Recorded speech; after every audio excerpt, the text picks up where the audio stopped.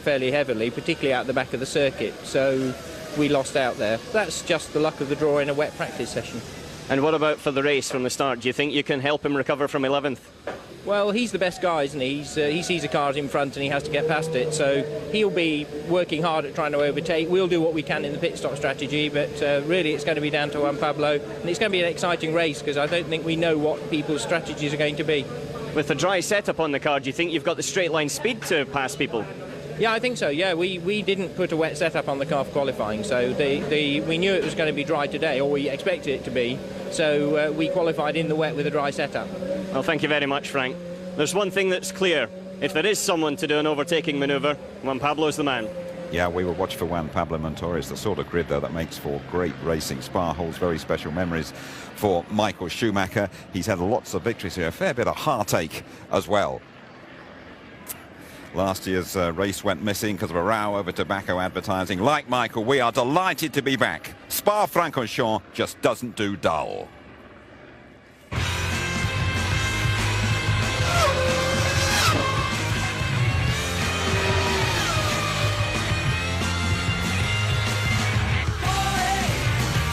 Yes, he's done it. A brilliant move. Hakkinen brilliantly takes the lead of the Belgian Grand Prix.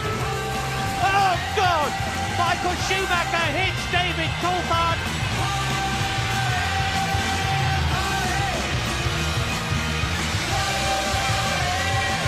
David Coulthard is the one that stopped the race. This is the worst start for a Grand Prix that I have ever seen in the whole of my life. 20 degrees. It's still warm and dry at Spa in eastern Belgium as we count down to the Grand Prix race 14 in the championship. Now, BMW Williams are our featured team, and now we're going to talk to Peter Phillips, the 26-year-old Queen's grandson, 10th in line. At Williams, Peter Phillips is a key member of the commercial department.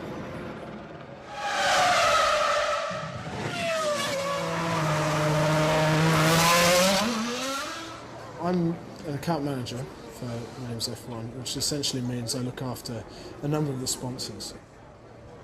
Tell me how you came to enter motor racing. It was really Jackie Stewart's fault. I was on my gap year and I had 4 months to spare before I went to Australia. And Jackie said, work with me and work on the new team. And it was a fantastically exciting time to go and join the team. So I really got a pretty good scope and pretty good idea of what was happening throughout the company. In your side of the family, if I could put it that way, that work is always pretty high on the agenda. Absolutely. I mean, it's my parents always taught, both my sister and I, that we certainly didn't have the financial cushion to sit around our whole lives and do nothing. We had to go out there and earn our living. And I'm very fortunate that a lot of people don't consider what I'm doing at the moment as a proper job, because everyone would hope to come and work for a Formula One team, but parents very much drummed into my sister and I that we had to work for them. So you're ready to go though, yeah? I'm ready. He can fire away. Okay. What's going on in the garage there? Quite a lot. They're just taking the floor off Juan's car. Apart from me being in the way, yeah, there's quite a lot happening, really. Peter, good morning to you. Good morning, Jim. Good morning, everyone. I think I'll be very in huge favour with all the rest of the... Have your royal connections been pointed out to you on frequent occasions? Oh, yes, and no, certainly this weekend with you guys following me around, I've had a fair amount of Mickey take. It must be very tough for you as a man in the middle between the sponsors and the drivers when the drivers don't want to do what you expect them to do for the sponsors. Absolutely, yeah. There's, it can get fairly difficult, and it certainly tests your diplomatic skills to try and explain to these, try to explain to the drivers that actually the sponsors are paying their wages and they really do need to knuckle down and do what the sponsors want. You're very much a team man, aren't you, Peter? And you got really excited about Johnny Herbert's win. What was it, in '99 in Germany? Yeah, the European Grand Prix. It was Stuart Grand Prix's first and only victory, and I have to say it was my last race for Stuart Grand Prix. I'm good friends with Johnny now, and I was good friends with him before, so it was fantastic that he could take the maiden win. Have you got your eyes on any other areas of Formula One? Formula One is the pinnacle of sport globally in terms of what we do and looking after the sponsors and looking after the guests and everything. So it's a pretty good learning platform, and hopefully I can take that on to other sports in the future. A learning platform for a real job. Something like that, yeah. Cheers, Pete. Thanks. Good. Well, Giancarlo, you're many people's surprise package for this race. Dark horse, how do you think it's going to work? Hopefully well. But obviously yesterday was wet. And you know, we have good tires for the wet condition. I feel confident and comfortable when it's wet. But even on Friday with the dry condition, in the long run, there was a very good pace and very good behavior of the car. So I'm still confident even today in a dry condition to score some points, and obviously the target it's to get on the podium. Thanks very Mark much. Lundell, he's going back to Renault next year, isn't he? But it looks good for Sauber on those Bridgestones as well here. It does look good for Sauber. I mean, the Bridgestones are the tyres you have at the moment. We know that because they work so well on Ferrari. And there is a lot of work between Ferrari and Sauber to make sure they try and improve their car. Yeah, you've driven this circuit many times. We just saw it there. What makes Spa so special? Why do all the drivers like Jarno Trulli love this place? You know what? Because it's a real driver's circuit, Jim. It really is a true track where you can commit and you get a payback when you go through some of these corners. Eau Rouge, Pouhon, you know, the corners which you're pulling about 4G laterally and you're at 180 miles an hour. There's nothing else like it. And when we look at the start, it's a very tight start down to a tight first corner. We've seen concertinas there in the wet, I guess. Would you expect something like that? I don't think today, because it looks like it's going to stay dry anyway for the start of the Grand Prix, but you know, it is always going to be difficult to estimate. But what we need to watch out is for those Renaults, and also Alonso third on the grid. Those guys start like rockets. We know that could be something special for turn one. And in terms of David Coulthard, we haven't spoken too much about him. On the second row of the grid in the McLaren, again needing to advertise his talents. Yeah, he needs to advertise, but you know, everybody knows what his talents are at the end of the day. He does have 13 Grand Prix wins under it, but I think if he can get in the top three today, finish on a podium, that would be a very good result for him. And looking a bit back down, Jenson Button starting 12th. He has done well from down the grid in Germany. Very quickly, what do you think from Jenson? Yeah, Jenson could put in a steaming race today. Right, let us steam down to our man on the grid. He is always an absolute knockout. It's Martin Brundle. Hello, Jim. Good afternoon, everybody. There's so much noise going on down here. I could barely hear myself, let alone a cue. Today is all about the number 7, certainly at the start. On pole, then, Jarno Trulli in car number 7. Flavio Briatore, do you have too much wing on your car? Did you set it up for the wet, or are you comfortable you got a racing chance? We have very powerful engine, and no, we are set with the drive. We have no problem. Okay, and what about you're going to have to run brand new Michelins all afternoon? Is that going to compromise you? No chance to scrub them in through free practice? No, it's the first time we have this tire with good weather. We don't know. Honestly, we have no idea, but I hope the Michelin done a very good job here, and I hope we are competitive. So you should lead Michael 1-2 into the first corner with your start system, yeah? But then he's going to be all over you like a bad suit, isn't he? The moment he's behind, you never know. Let's try put him behind first, after we see. Hope your guys don't run into each other. Bye-bye. Right, talking about number 7, Michael Schumacher then could win his 7th Belgian Grand Prix today, his 7th Formula One World Championship, and this is the 700th race for the Ferrari team. I tried to tee up an interview with Michael, but didn't get anywhere, unfortunately. I will have a look at him and see if there's half a chance of a word. I don't think there is. Michael, any chance of a quick word? No, I think that's pretty clear, isn't it? Let's see if there's anybody in the Ferrari. Now, let's not bother. Let's go and see if somebody else is interested to talk to. I know Alonso went briefly off the grid, off the grid, but he's here in 3rd place. He's got an important job of getting past Michael Schumacher before turn 1. Fernando, sorry to interrupt. Quick word for British TV. You got an important job to beat Michael down to the first corner, yeah? Yeah, I think that's the main job for the first corner, but I'm more concentrated maybe for the race result. We know that Michael will be bit difficult to beat today, so we have to concentrate maybe a little more on the podium, I think. All right, so you got a bit of team driving to do, yeah? And have you got a plan worked out with Jarno? No, nothing really planned. I think on Friday my car was quite competitive in the dry conditions, so I hope to to have the chance to beat him. If not, we have to score points for our team anyway. All right, well, give it your best shot. Thank you. Let's have a quick word. I'm losing my headphones here. I think Coulthard is just getting his crash helmet on. We might get a quick shout through his best grid position of the year. DC, can you shout through that crash helmet? How's the track out there? You've done a slow lap to the grid, but any feel for it? Well, we're in this fuel-saving mode, so we're not really able to drive the car quickly. So the reality is, the first lap we find out where the car is in the first lap of the race. Okay, your best grid slot of the year. Are you confident? You haven't got any tyres scrubbed. You don't really know the car. My best grid slot, apart from Magny-Cours, where I was third. But so yeah, no, I'm looking forward to the race. Obviously, there's some quick guys behind. Rubens, we need to watch, and it all depends on what compromise people made on their qualifying setup for the wet versus the dry today. And you've got a dry setup? Got a dry setup. Okay, good luck. Back to you, Jim. Yes, good luck, and thanks to David Coulthard for talking through his racer's helmet there. Michael Schumacher keeping his thoughts to himself, but going for another gold. A reminder, he needs just 2 more points than Barrichello for that outstanding 7th world title. Ever since the first practice session in Melbourne back in March, Schumacher's been a class apart. Not when it comes to starting. The Renault's #1 in that department, and Schumacher's got Jarno Trulli next door and Alonso behind. Remember, Coulthard has won here. Button further back. He doesn't mind that. He charged from 13th to 2nd place in Germany. It looks like D-Day for F1 2004 in Belgium.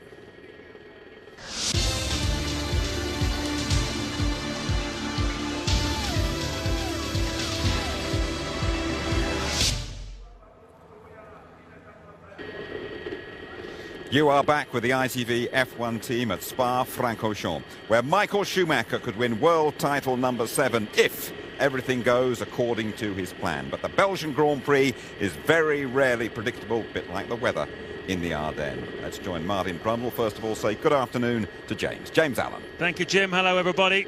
Well, sometimes in sport, things are just meant to be. Johnny Wilkinson dropping that World Cup winning drop goal, for example. And today, here at Spa-Francorchamps, we expect to see Michael Schumacher clinching a record 7th World Championship. There he is. But as Jim says, Spa has turned up some pretty rum things in the past. Could well happen again here today. The weather at the moment, sunny. You can see a beautiful helicopter shot looking down on the forests and this majestic circuit. The most fitting place for such a unique achievement to take place. Spa has never seen a world champion crowned here before. It's also the track where Schumacher made his Grand Prix debut back in 1991 and won his first race a year later. Oh, and it's also Ferrari's 700th Grand Prix as well. Spa, a real driver's circuit, so where better to salute the ultimate driver. Schumacher's task today, well, it's a fairly modest one, to get 2 points more than his teammate Rubens Barrichello. And after crawling in 8th place at Suzuka last year to win his 6th world title, you can be sure that he really wants to nail this one, the win here this afternoon. But it's not been a perfect weekend for him so far. You can see the Renault there on pole position of Jarno Trulli, nicked pole of Michael Schumacher with a very bold decision to go on the intermediate tyres yesterday on a drying track. Jenson Button went out just before Jarno Trulli. He made the wrong choice with his BAR team, and but for that, Button could have been right up at the front as well. You can see some clouds gathering. It's been pretty much like that all day. Not a single drop of rain has fallen while we've been at the track since about 8 or 9 o'clock this morning. There then is the start grid. It's Renault 1 and 3, as it was at Monaco, the only occasion this year on which Schumacher has not won the Grand Prix. That occasion, of course, Jarno Trulli winning. And look out for a great battle between the Renaults and BAR, locked in this tremendous scrap for 2nd in the Constructors' Championship. Just 8 points the difference, and a lot could change here this afternoon. Well, it should be an exciting race, partly because it's Spa-Francorchamps, Martin, but also partly because I get a sense that there's a real difference in race strategy here in terms of the fuel that people carried yesterday in that very strange qualifying session. And certainly on the weighbridge, the weight limits of the different cars, a lot of different tactics. It should be quite interesting this afternoon. Yes, of course, we're not allowed to know the exact figures, but we are led to believe there's a wide variation, wider than normal in terms of the ideas and strategies that they went out to in that very wet and variable qualifying session. Especially difficult here to make the decisions, James, because it's a long pit stop. It's a 50 miles an hour limit here, 80 kilometres per hour. It takes them 5 to 6 seconds longer here than most circuits. So it's 21 seconds plus the refueling and tyre stop, because the speed limit cuts in very early. So these are a long way at 50 miles an hour. And I think that plays heavily on the tactics too. But they were really all very much thrown a double six yesterday with the single lap wet qualifying.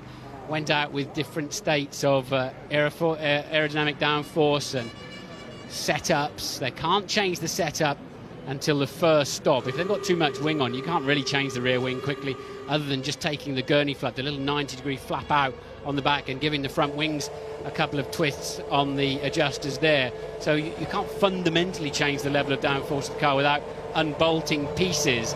So they can have a tweak at the first stop. Meanwhile, they've got to live with whatever they chose to go out in for qualifying yesterday. So just look at the wing angles as in the opening lap, certainly on this parade lap when the cars are going quite slowly. See how steep the rear wing is in particular, and the front wing a little bit more difficult to see.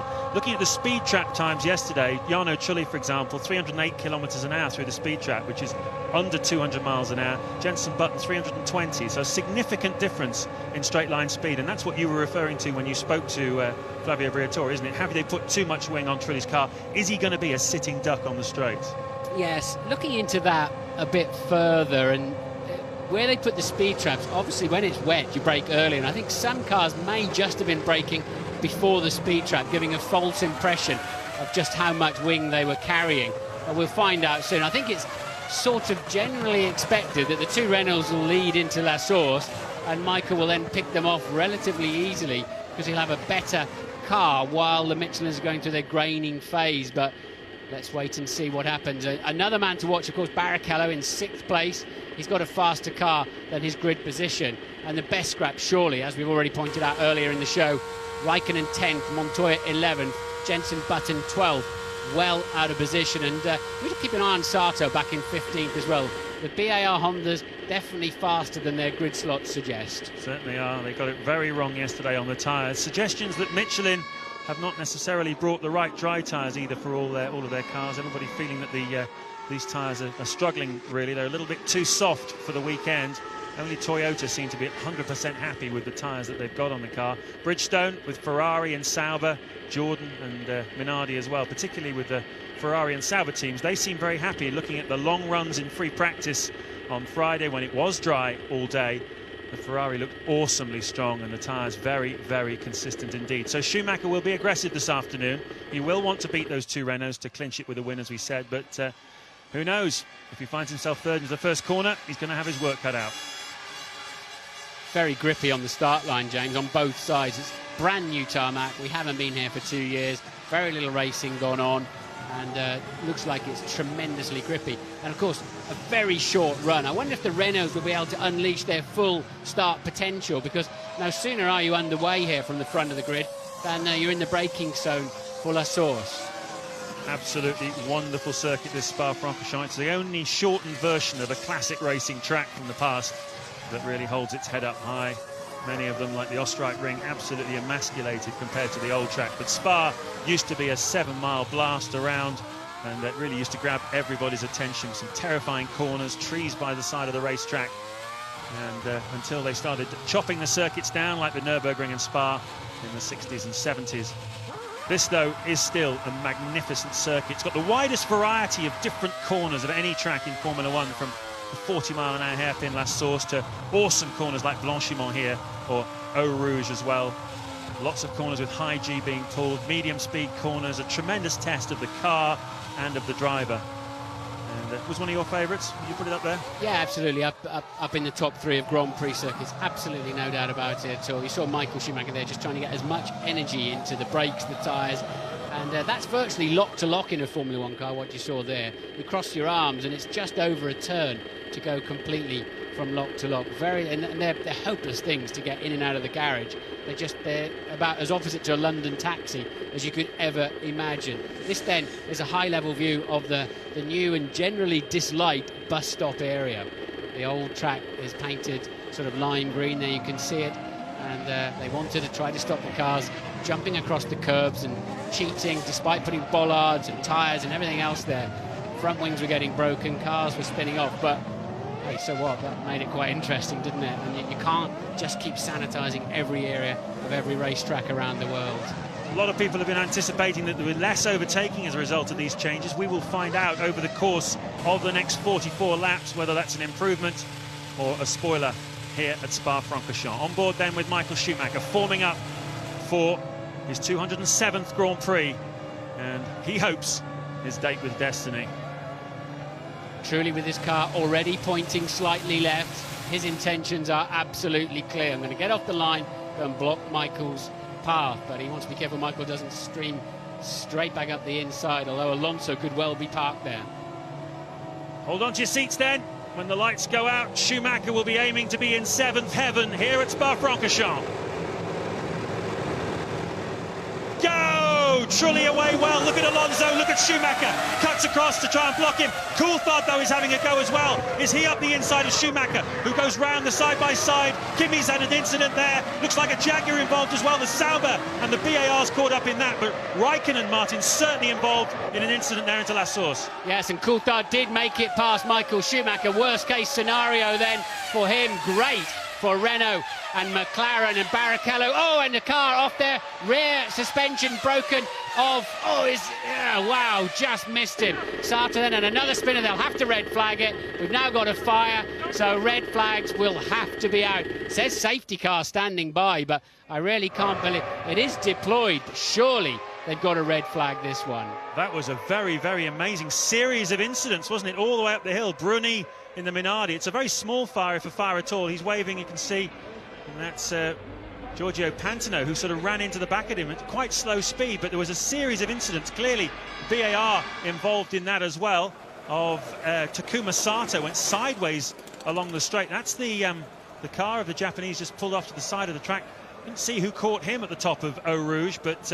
Well, I think Sato probably had a suspension failure from contact into and out of the first corner, James. I wouldn't be at all surprised. So there then is the Minardi, the Jordan and the Sauber, the BAR rather. And it's absolutely incredible that somebody didn't cream into the side of Takuma Sato. Remember, he had a dreadful accident at the Österreich ring, didn't he, when somebody hit the side of him. We're watching it now. What's happening up the front there? It seems as if it's difficult to know which one is Sato from this high level. And yes, he's dropped it. So there was contact at the top of the hill, James. Yeah, I think what happened, it was right at the top of the screen. I think Mark Webber was involved in this because there are 4 cars who have not made it through to the second sector of the lap. They're Mark Webber, Takuma Sato, Gianmaria Bruni and Giorgio Pantano. We've seen, there's the 3 of them, Sato, Pantano in the yellow car, Bruni with the flames out the back. We haven't seen Webber there, but you just saw a little bit of contact between him and Sato at the very top of the hill there, and certainly he has not come round again. Yeah, I think that's, if we saw it again, we pick those 2 out, and I think you're absolutely right, James. It was contact right on the top of Radion, and Sato then spinning off. Webber then has ground to a halt somewhere out of view. This is Barrichello and Kimi Raikkonen on the top, and now we're going to see, there we go, yes, they did touch. Webber getting in to the left rear corner, and that's why he hasn't come around. His front suspension's gone completely.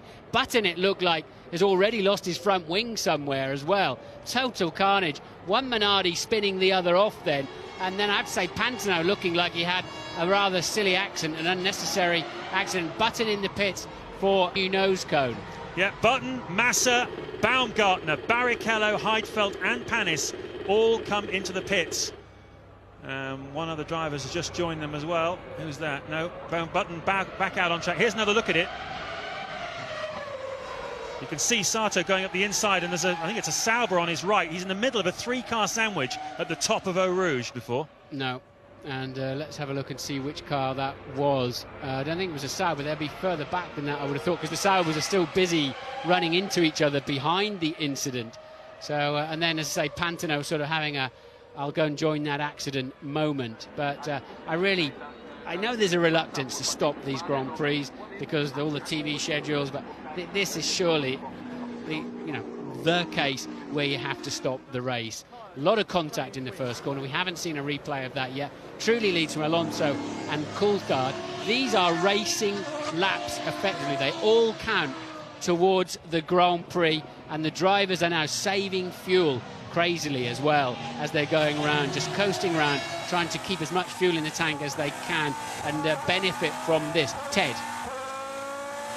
Here, Martin, the Ferrari of Rubens Barrichello did come in to repair some race damage. They were going to bring Kimi Raikkonen in because it's believed that he's also sustained some damage. McLaren have now stood down on that. You saw the button stop. They also put some fuel in that. And I can tell you from Williams that Montoya is pretty sure that he's also hit a Sauber, but he doesn't think the damage is too bad. You know, I'd like to see a replay of the last source. Here we go, right on cue. Watch out for Raikkonen. Yeah, Raikkonen just turns in on Massa. That looked like Raikkonen's fault already. There's a Jaguar nose cone gone. So a Toyota parking itself on the right-hand side. And that sort of triggered a concertina effect, and they were still all together when they got to Eau Rouge. Yeah, you could see there was a Toyota pulled off slowly to the right on the side. I wonder whether he had lost some bodywork, because it looked to me as though Mark Webber ran over a large piece of someone's front wing. That will obviously have caused him some problems going down the hill. He then found himself with Takuma Sato trying to pass him on the right, and I think it was a Sauber, I'm not quite sure who it was, on the right-hand side at the very top of the hill. Possibly Fisichella, possibly Massa, who knows, but either way there were three of them abreast at the top of Eau Rouge, and that spelled trouble, and trouble we duly got. So here we are working round at the end of coming to finish the second lap. We're behind the safety car here at Spa-Francorchamps. That is race order: Trulli, Alonso, Coulthard, Michael Schumacher, the top four. Not exactly the dream start then for Schumacher's dream day. Raikkonen has done very well to get himself up into fifth. Has he sustained damage? Montoya, sixth, same question. Fisichella, seventh place. Pitsonia, eighth. Ninth, Cleon. 10th, Ricardo Zonta, who started at the very back of the grid. So he's really benefited from all of that carnage on the first lap. Jenson Button, we saw having to make a pit stop. He lost his nose cone front wing. So he is down in 11th place, which ironically is more or less where he qualified. He was 12th on the grid. Massa is back into the pits again, so clearly whatever's wrong with that Sauber is not getting fixed. And Rubens Barrichello is also in again. Now here's a view from Montoya's car of the start of the race. I think what happens is the Jaguar gets itself out of shape, and Montoya takes the pair of them, but just behind him then is where Sato and the Jaguar of Webber got it together. That's the third car in the sandwich. They are. The third man is revealed as being Juan Pablo Montoya, as Rubens Barrichello comes into the pits. Also Felipe Massa as well. You can see work going on to the right rear corner of that car. So we've got 16 runners, 2 of them wounded by the looks of it in the terms of Massa and Barrichello. Panis recovered from whatever it was that parked him up on the exit of turn 1 of the first lap, and is now up into 13th place. So the 16 runners, assuming these two get back out, it looks like the Ferrari's been tagged at the back then, and it's quite a long job. Of course, you know how much load goes through that rear wing, and they just can't be thrown on with a couple of clips or screws that they've really seriously bolted on to the gearbox of the car, and that's why it always takes some time. But with such, we've got a pace out there of 3 minutes 28 behind the safety car. So they've got a couple of minutes. They probably get Rubens to the back of the pack again. Engine will be off in case, well, it would absolutely overheat, although the Sauber, I don't know if they've restarted that or he's kept it running. They're just trying to put some fans in now. But I would have thought it makes a lot of sense to just switch that off. There then is the car park at the top of the hill. There's another one across the other side of the racetrack. A replay of the start. The two Renaults away beautifully. Coulthard getting himself nicely in position to nail Michael Schumacher on the exit. He'll run him high and wide. Schumacher will have to lift out of it. So you've got Renault, McLaren. There's Panis's problem. And then the rest of the midfield just all in the same spot. There you can see, I think the Jaguar of Mark Webber, car number 14, we saw involved in that incident at the top of Eau Rouge, just being pushed out of the way. Unfortunate for him. The Jaguar team, well, they've had 9 blank weekends already this weekend, this season, where they've scored no World Championship points, and their main man is out of the picture. Christian Klein is still in 9th place, though. Opportunity for him perhaps to score points. Barrichello has had his rear wing replaced, his engine restarted, and he goes back out on track. At the moment he's shown as still being on the same lap as the as the rest of the field, who are now, as you can see, just coming through the bus stop. So Barrichello within a few seconds of going a lap down behind a safety car, from which it would be extremely difficult to recover. We're behind the safety car then at Spa-Francorchamps. Heck of a lot of racing still to come here in the coming minutes and hours. Here we are at Spa-Francorchamps. The safety car is pulling in and the cars are go. We're racing then in the Belgian Grand Prix. Trulli, Alonso, Coulthard, Michael Schumacher, you can see going defensive. Raikkonen attacking. Montoya in 6th place. Fisichella 7th. Pitsonia 8th. 9th. And you can see a pass there. That's Jenson Button going past Ricardo Zonta. Now look at this, side by side down the hill. Raikkonen then takes Michael Schumacher. Schumi absolutely asleep on the restart. Has he got a problem? He's now going to be under pressure immediately from Montoya. And the Renaults just scampered away at the front, strung the pack out, and Schumacher didn't seem to be anywhere there or thereabouts. And Montoya having a look around the outside. Michael will certainly soon cut that route off, but he is under pressure. Raikkonen just steaming away in the distance. He's often struggles, of course, when the tyre temperatures and pressures are down, and he looks like he's got no speed at all in that Ferrari at this stage. Yeah, we've seen it throughout the season, haven't we? Particularly off the grid, where quite often they lead a slow lap just to compromise the Ferrari in those Bridgestone tyres. They don't like getting cold when the restarts or the starts. And now Montoya, if he's going to get past Michael Schumacher, he's got to do it really on this lap before Schumacher's tyres get fully up to temperature. The man who relishes any opportunity to get past Michael Schumacher. Montoya chose to go the outside into the Les Combes chicane at the end of the long straight there, which is an interesting choice, but it didn't work out for him. Schumacher able to cover it and has his moment gone. Michael Schumacher lost another 1.1 seconds in the mid-sector. That's why there's nobody in his immediate vision in front of him. And look, Raikkonen's just so long gone. This is Montoya's one and only chance, I'd imagine, because Schumacher surely he had to really get in there early. And look, Montoya said, I'll go around the outside then if that's the trick you're going to play on me. Schumacher with no grip at all. He's down then to P6. And this is Raikkonen and David Coulthard. A Renault 1-2, a McLaren 3-4. Yep, Coulthard 3rd, Raikkonen 4th, and the new bus stop, you can overtake at it.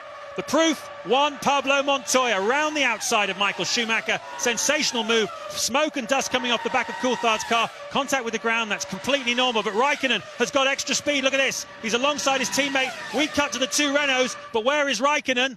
At the back, he's side by side, just as Mika Häkkinen was with Michael Schumacher all those years ago. And I think he must have pulled that move off. We can't see yet. The computer's not telling us. We didn't see it because we were looking at something else. There you go. Raikkonen is 3rd. Coulthard down to 4th. Now, Michael Schumacher a full 4.1 seconds slower than the Renaults on that opening lap. He did, of course, have to yield to Montoya and go defensive in so many places. But and he's still he's hanging on to Montoya now. But he's on the harder Bridgestone tyres. He may get some dividend and some benefit later on, but right now he's struggling. He's going to have to really work for this one here this afternoon. Let's have a look at the replay. Raikkonen always had the speed on Coulthard. Yes, he had a better run off the top of Radion and the slipstream effect. Now he's got the line into Les Combes. There's equal grip across the racetrack. They're always great grip on the inside there. Raikkonen really just hurtling off after the Renaults. Raikkonen, the fastest man on the racetrack at the moment. As you can see, computer bears that out. He is absolutely flying in 3rd place. Trulli then, Alonso, little lock up from Jarno Trulli, coming under pressure from his teammate Alonso. Raikkonen 3rd, Coulthard 4th. Montoya 5th, Michael Schumacher 6th, 7th Fisichella, 8th Pitsonia, 9th Christian Klein, and 10th Jenson Button. Fast and furious start here at Spa-Francorchamps. He took a second out of the Renaults. Raikkonen then with a 45.6, fastest lap of the race, a second faster than the Renaults, and 2 seconds faster than Michael Schumacher. Schumacher still without the speed, but the man on the move by a long way. Kimi Raikkonen currently P3, absolutely flying. 2.2 seconds adrift of leader Trulli then at the end of that last lap. You can see Alonso there in the slipstream of Trulli. Doesn't have a go this time. A lot of question marks going into this Grand Prix about how much wing level the Renaults would carry, what their straight line speeds would be like. And you have to say at the moment they are comparable with everybody else. 326 and 328. That's over 200 miles an hour, just under 205 miles an hour then for the two Renaults, quicker even than the McLarens behind them. Montoya is faster, Michael Schumacher 7 or 8 Ks faster, but it's not that significant a difference. Renault certainly do seem to have hooked up race cars at the moment. Well, interestingly, Raikkonen was sort of split the Renaults in the first sector. And this is a replay of Montoya. Michael Schumacher really defending his inside line. I don't think he imagined Montoya would try that one. Brilliantly opportunist and made him look like a new boy. Do you remember when Michael was going to win his 6th championship last year? What a dreadful race he had in Suzuka. Ran into anybody that was moving, but still just crept home with a difficult and probably one of his worst ever Grand Prix. At the moment, he's not having a great one. Whether it's grip or whether he's just not on good form, I don't know.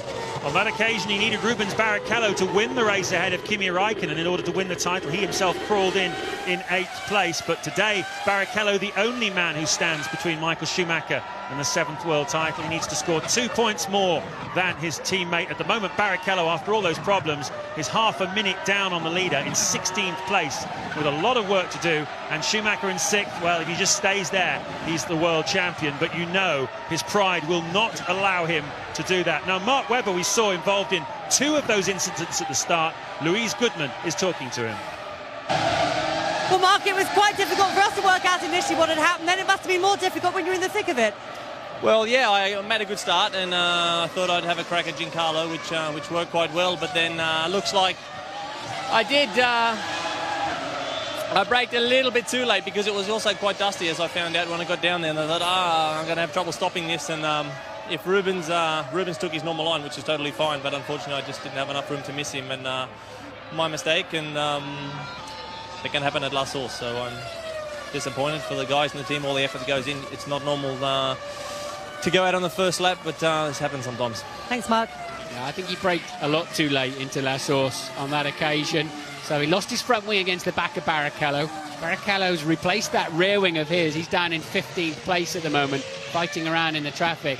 And then Mark inevitably ran wide at the top of Eau Rouge with no front wing. Sato tried to pass him. At the same time, Montoya passed the pair of them, squeezing Sato into the Jaguar, and they were both eliminated there and then. And very lucky for Takuma Sato not to be rammed into the side at the top of the hill. Anyway, everybody unhurt. 4 cars out of the race. We can watch Barrichello come through the field. Jenson Button's now up to 10. The lead of Trulli over Raikkonen was 1.8 seconds. It's now 1.9 seconds. And Raikkonen then a tenth slower than the Renaults that time. And now Michael Schumacher getting into the 1 minute 46s. And we've noticed also Fisichella's slow on the Bridgestones at this stage. And so they're taking a time to come in. So now I think you'll see Schumacher beginning to find the pace we were expecting. Well, it's interesting because on Friday, Schumacher was in a league of his own on the long runs. His pace very, very consistent. Renault didn't seem to have much pace in the free practice, but here today they're very consistent, going very well. And you can see there Barrichello, that's putting a move on Nick Heidfeld. That's Barrichello then up into 14th place, now 35 seconds behind race leader Jarno Trulli. And as I say, the Michelins at the moment on this Renault being very consistent, delivering up some good lap times. We had a lot of rain here yesterday. The track, all the rubber was washed off the track and very little running at all. No dry running of any description for anybody. And, well, it's a bit of a lottery going into today's race. No one was quite sure what was going to happen. And we still don't know how much fuel everyone is carrying. That will start to become a little clearer, I think, in the next 5 to 10 laps when they start making their pit stops. There you can see Antonio Pizzonia. He's in the last of the points-paying positions at the moment in 8th, backing up, replacing Ralf Schumacher once again, looking for his 3rd points finish in a row. And Ted Kravitz has news for us. You're talking about fuel, James. I'm down here at McLaren. 4 seconds now, the gap between Raikkonen and Coulthard. And surely, guys, Raikkonen is fueled less than DC. I tell you what makes me think that is during that safety car period, McLaren were out ready for Kimi. So that was his window. He could have pitted then and refueled if he wanted to. So what about it? A few more laps less for Kimi than DC? I think it's possible. They fancied Kimi on pole. He was very quick in the wet and just got caught out by a little bit of extra rain. He is carrying more downforce. It's quite clear to see. He's got quite a bit more rear wing on than Coulthard has clean pits in the remaining Jaguar. So maybe as the track's so green, that's giving him his pace at the moment. We'll watch out for when they pit. I think everybody is absolutely clueless, apart from the people running each individual car, as to when they'll be in the pits. But Jaguar then the first to blink. So we had 4 laps under the safety car. This is lap 10. Obviously the teams will have saved, the cars will have saved some fuel. during that period. They would have used considerably less fuel than they would at racing speeds, but that's still a pretty early stop then for Christian Klee, and I think Mark Webber, you can safely say, would have also been pitting pretty early in the Jaguar. We're told by the F1 ITV pit crew that the Renault team are getting ready to receive one of their 2 drivers as well. Certainly qualifying first and third yesterday was partly due to an inspired tyre choice, but clearly it may have had something to do with carrying a little bit less fuel as well. This is going to change the picture considerably with Raikkonen and Coulthard now. Raikkonen 2 seconds behind Trulli, and Coulthard 6 seconds behind Trulli. You can see there is the crew. We're being told it's for Jarno Trulli, Martin. Surely Michael Schumacher is fat with fuel. He's running 6th, doing a 46.6. Fisichella on similar, probably not quite as good tyres, running 7th, just behind him, virtually matching his pace. And so you've really got to think Michael's hauling. It costs about 3.5 tenths per 10 kilos of fuel around there. It's one of the longest lap of the year as well, 4.3 miles, and truly they're getting very untidy over the curbs at the new bus stop. And here you can see, hitting the pit lane speed limiter, visor up. The race leader then comes into the pits on lap 11. Alonso takes the lead with Raikkonen very close to him now, 1.1 seconds behind. Coulthard also has crossed the line. Montoya goes into 4th. Michael Schumacher's going to go past as Trulli finally reaches the pit box. Yeah, it's a long way down there at 50 miles an hour. Seems like an eternity. It seems like you've parked almost. It's a horrible feeling. The engine splattering away on the rev limiter. The car feels dreadful. It doesn't feel like the brilliant thoroughbred you've just taken through Blanchimont. It feels like a stuttery old thing you're trying to drag home. I think he's come out between Jenson Button and Ricardo Zonta. If that's the case, he's re-emerged in 9th place, Jarno Trulli. Certainly saw Button go through. There's quite a big gap there between Button and Zonta, 6 seconds. And we believe that he's slotted himself into that. So Alonso leading Raikkonen, Coulthard 3rd, Montoya 4th, Michael Schumacher, Fisichella, as Martin said, more or less the same sort of lap times for those 2. You can see Massa here on the attack. It's Ricardo Zonta in 10th place. Zonta started last, of course, had a very poor qualifying, spun off and generally got himself out of sync. And so from the back of the grid, he is up to 10. What interested me on Klean's lap, not that he's really a contender this afternoon, but he did the fastest middle and end sector of anybody so far in the race. So the new Michelins are looking, when they're brand spanking new, are looking quite handy. We'll watch out when we see Trulli get up to speed. Very well spotted, Martin. Yeah, absolutely true. I tell you who's going really quick at the moment. That's this man, Fernando Alonso. Fastest middle sector of anybody so far. Is he about to make a pit stop? They quite often space them a lap apart. No, it'll be perhaps 2 or maybe even more. So Trulli was carrying considerably less fuel than Fernando Alonso. You use, well, nearly 4 kilos of fuel per lap here. And as Martin said, every 10 kilos of fuel is worth almost 4/10 of a second. So even a couple of laps here is quite a significant time difference in qualifying. Well, Takuma Sato we saw involved in that 3 in a breast tackle at the top of Eau Rouge. He's now talking to Louise Goodman. Takuma, you were really a victim of events happening up ahead of you in that race, weren't you? Yeah, really extremely disappointed. Sorry to interrupt you, Takuma, but we've had a spin there from Alonso, but he has managed to keep going. It's cost him the lead. Raikkonen has gone through. He has rejoined, but, well, that was a very dramatic incident. Yeah, I think he's just dragging some, I wonder, no, there he goes again. He's got oil spilling out on his rear tyres, would be pretty sure of it. Alonso then, that is definitely out of the lead. He'll not get out of there. He'll be buried down, and Alonso then, I would be sure, has got an oil leak at the back of the car. Raikkonen leads the Grand Prix. David Coulthard second. A couple of Toyotas did drive out of there, but not once when you first break through the gravel. The car bellies out on the under tray, and that's as far away from the pits as you can get. Look, turns in normally, and he will be more surprised than we were even when it just swaps ends, and he'll think, how did I make that mistake? I don't think it was his mistake, because he has another sort of pathetic spin, really, and it's totally unpredictable spin when he gets to the bottom of the hill in the hairpin, and that is a McLaren. I think it's David Coulthard with a puncture then. Coulthard, well, just crawling back to the pits, all going off here. What a dramatic lap. This is lap 12 at Spa-Francorchamps. We've lost race leader Fernando Alonso, and now David Coulthard, who was in second place behind his teammate Kimi Raikkonen, has got a right rear puncture and has got to coast around I wonder if it's because of debris left on the track after all those accidents in the first lap. Certainly we've seen quite a few punctures. Indianapolis springs to mind, where carbon fibre left on the racetrack had that huge puncture caused to, well, Ralf Schumacher, of course, and Fernando Alonso. Very dramatic moments then here at Spa-Francorchamps, and Ted Kravitz has news for us. Oh, James, it happened at exactly the wrong moment. The team came out when DC must have just been going up the straight after Eau Rouge, so they knew, he told them on the radio, they knew that he had a problem. The tyres were out. The team is still in the pit lane now for the unscheduled stop. But is DC going to make it back? Well, as long as the carcass of the tyre either flies off like a polo mint and gets out of the way, or stays where it is, as long as it doesn't unravel itself and start smashing the rear wing to pieces.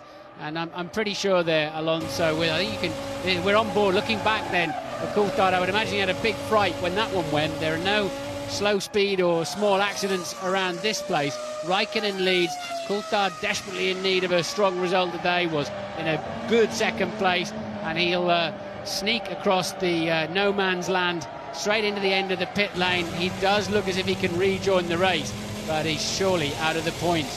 Button then up into P6 at this time. Raikkonen leads by 10.5 seconds, and interestingly 3 seconds faster than anybody else. I wonder if Alonso's dropped some oil up there. I wonder. Very interesting. Coulthard's made it then. Into the pits he comes. They'll be looking to see if there's any damage at the back corner. Can you see any, Ted Kravitz? Well, no, but more interestingly than that, they just brought out Kimi Raikkonen's tyres as well. So there you go, David goes out. I'm just looking at the back of the car. No, there doesn't seem to be much damage. But anyway, Kimi Raikkonen's got to come in this lap. Here he comes. It's great work from the McLaren boys to get both sets of tyres. He stops on his marks. The fuel hose goes in. So there we are, the race leader changing tyres. He must have been shorter on fuel than David Coulthard. And that's a long stop, isn't it, guys? What does that make it? No time. We haven't got a clock on it, I'm afraid, Ted, so we can't tell you. Very, very frustrating for us that we can't tell you, but it did look like the fuel hose was connected for a long time. Quite a bit of gas went into that car. But in the meantime then, Raikkonen race leader pits. Montoya takes the lead. He's leading by 5 seconds from Michael Schumacher in second place. There is your new race leader, BMW Williams driver Juan Montoya. And we saw him make that stunning move past Michael Schumacher in the bus stop chicane. We had a video diary from him earlier on as we look at a leery-looking Jordan going up the hill. We had a video diary from Juan Pablo Montoya and his wife Connie in our build-up programme, and we didn't see what he had for breakfast, Martin, but it was clearly something pretty potent.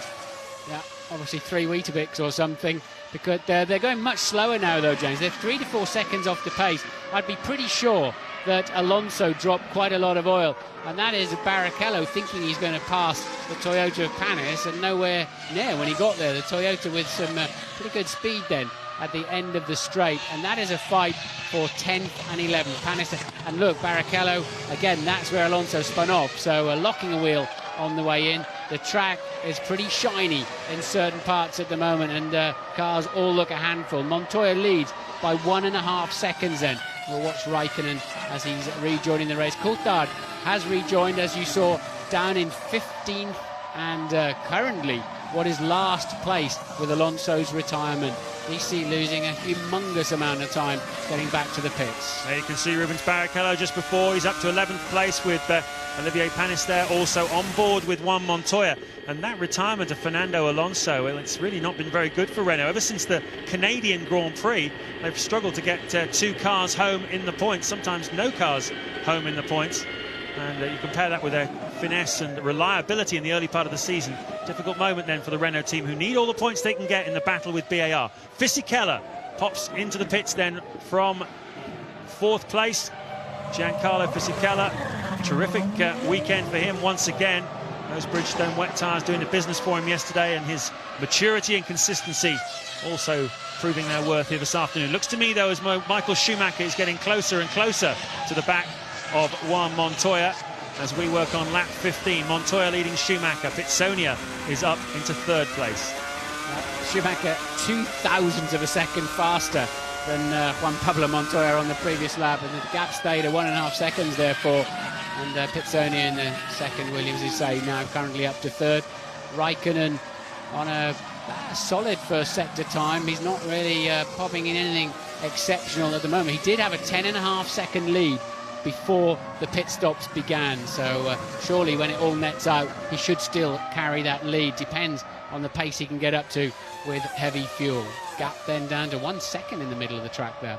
Yeah, middle sector of this lap's been very kind to Michael Schumacher. You can see him getting closer all the time. Williams, we're being told, are in the pit lane, ready to receive Juan Montoya. This is lap 15 of the Belgian Grand Prix. There are the engineers up on the timing wall, clearly waiting for their man.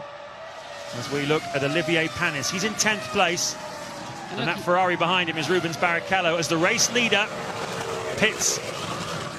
Yes, and he's dropped Barrichello. I find that interesting that, I mean, remember, Michael only needs 2 more points than Rubens Barrichello to take the World Championship.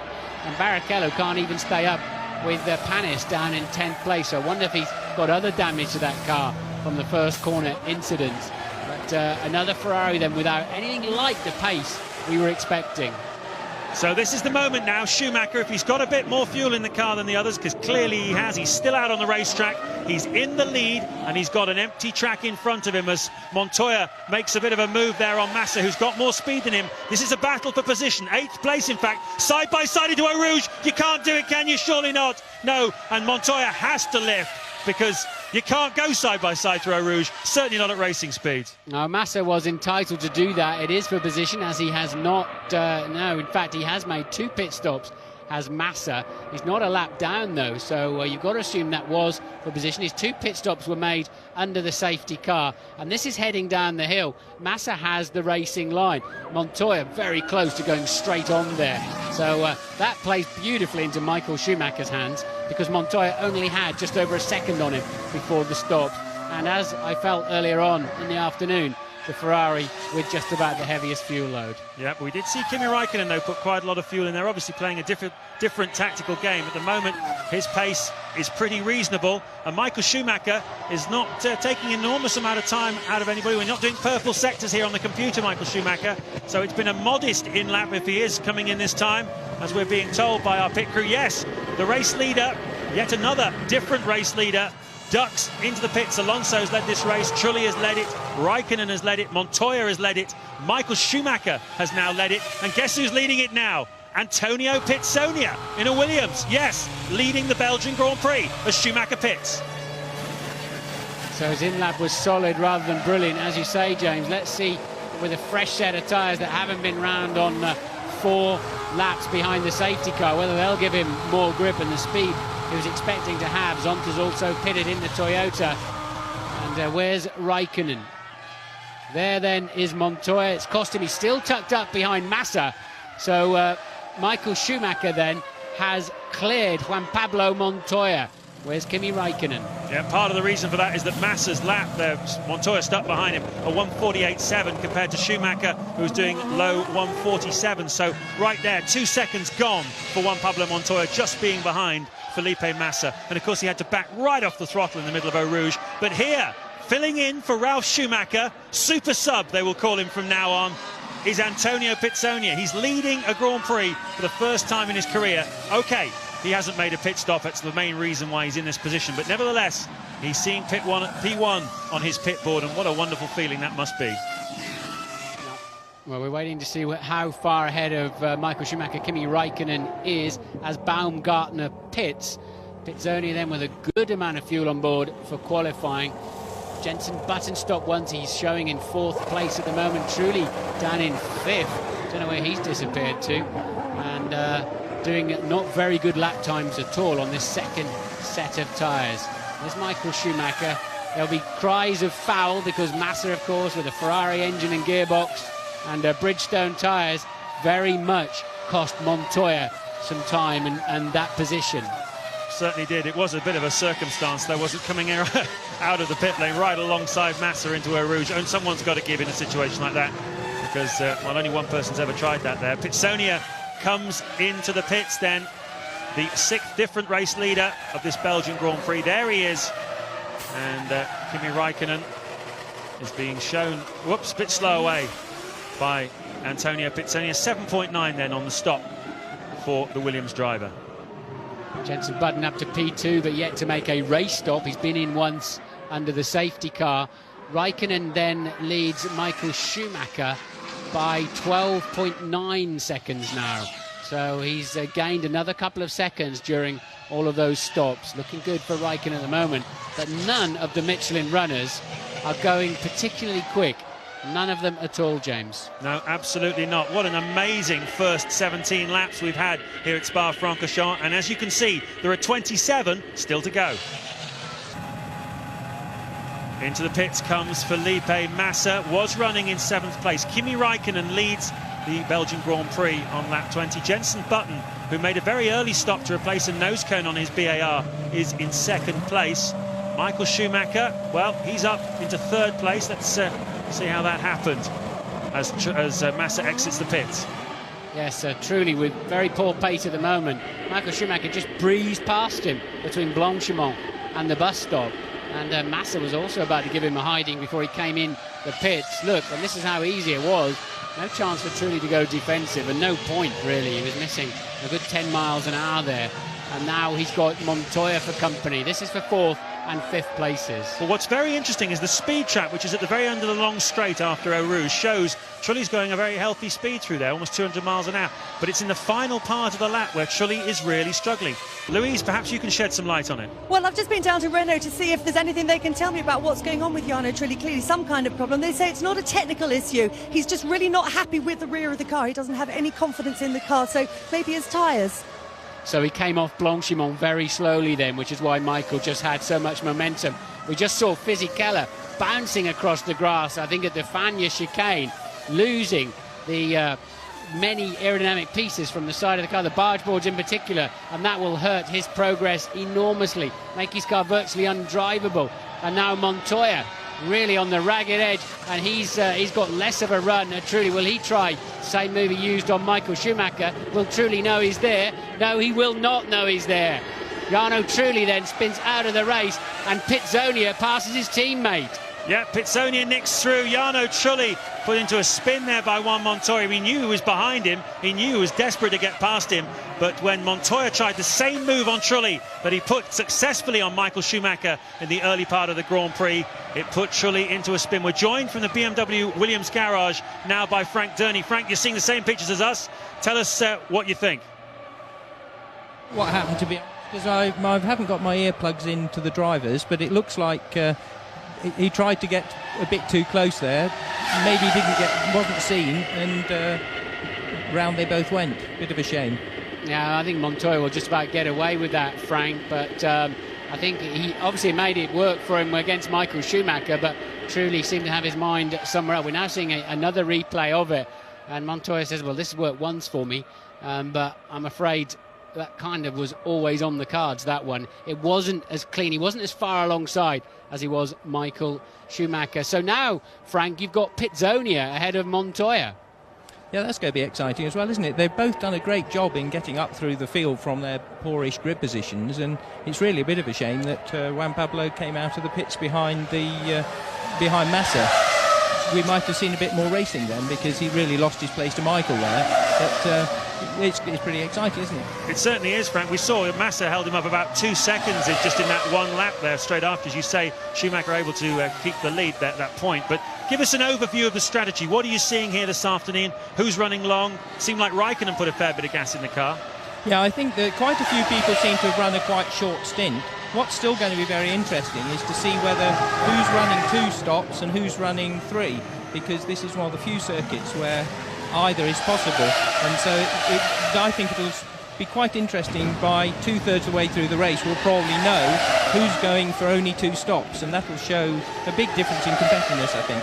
Jenson Button pits then from 3rd place. Out he pops onto the racetrack. You can see there is the Ferrari popping out. Incident involving cars 3 and 7 will be investigated after the race. That's Montoya and Jarno Trulli, so that's going to be interesting, isn't it? So that means that he will, whoever they decide, if anybody was at fault, as Barrichello then with a lot of extra speed against Fisichella and takes the position. Remember, Fisichella, that's 6th place, is minus his barge boards, and his car will be sliding a lot and generally hurting the tyres more and more. As I think then Jenson, who's behind then? Yeah, Jenson Button. He popped out behind the 2 of them. Yeah, Button will be there after his pit stop. He was behind them too. So Fisichella will be under further pressure anytime soon.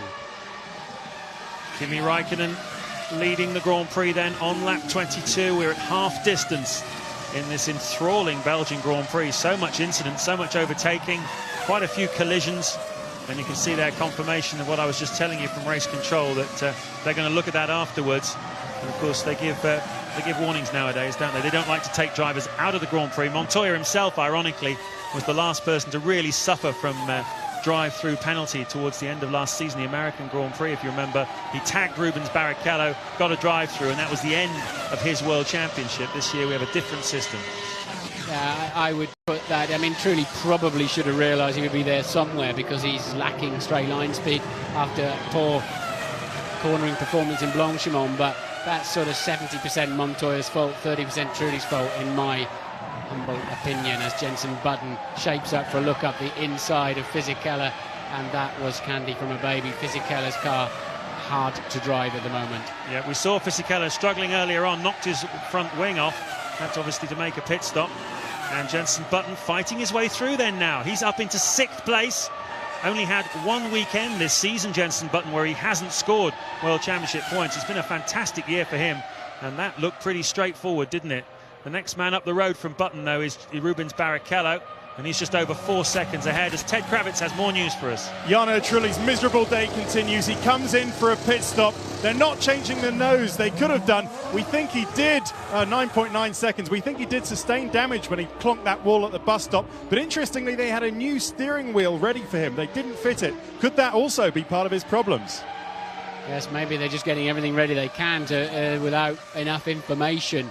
But Trulli then was also being passed by Panis in the Toyota. So he was falling back quickly. He'll try a new set of tyres, so if he can find some pace that way. Jenson Button up into 6th place now then. Yeah, Jarno Trulli's only scored points twice in the last 6 races. And it's pretty slim pickings for him ever since it was announced that he was leaving the team, and we believe going to Toyota, but certainly it was announced he's leaving the team. It all seems to have gone a bit wrong for him.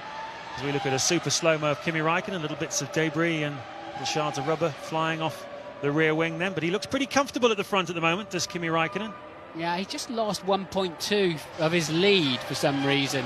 Räikkönen's lead down to 11.9 seconds now to Michael Schumacher. Pizzonia further 11 seconds behind. Barrichello pits from P5. He's all out of sync, having had a new rear wing under the safety car. And there he is, coasting in at just 50 miles an hour. Still, that looks fast if you're standing there with your foot on the front jack. The lollipop comes in, and he'll turn over and say, you've got to put your foot on the brake earlier on to make sure the spindles don't spin, and then it'll be select first, and the lollipop goes up, and you go.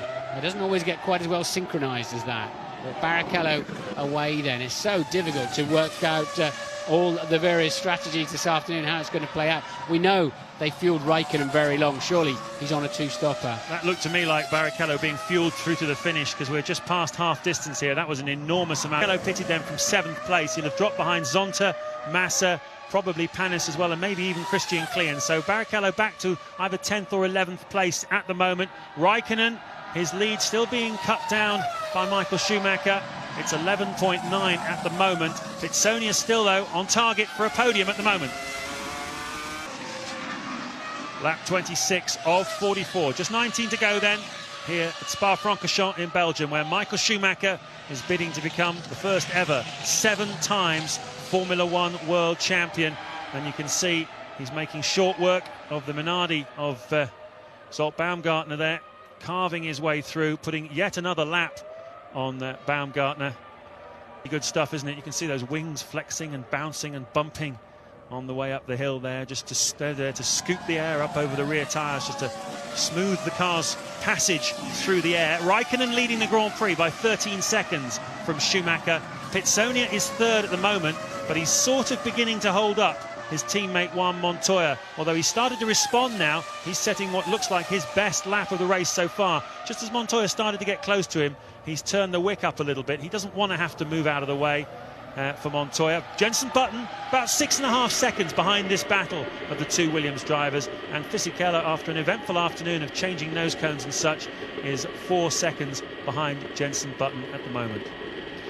Yes, so Pizzonia then, he wants to stake a claim for a Williams drive. Should Button not move from BAR, and he does not want to be moved over from Montoya. Montoya got into the dirty air zone, and for sure they were in danger of having to tell Pizzonia to move out of the way, and he has responded. Ted has some further news on that. Yeah, Dan Atwilliam, just talking to Frank Durney. He was actually saying that Pizzonia's engineer, Chevy Pujolar, is actually telling Antonio to push like hell. That's the only chance that he's got of staying ahead of Montoya. If he doesn't make up the time, then I think there's more of a you-know-what-to-do feeling. You know Frank Williams, he's so fair, he lets the drivers race themselves, but he will make sure that Pizzonia knows what to do if his teammate who's faster is behind.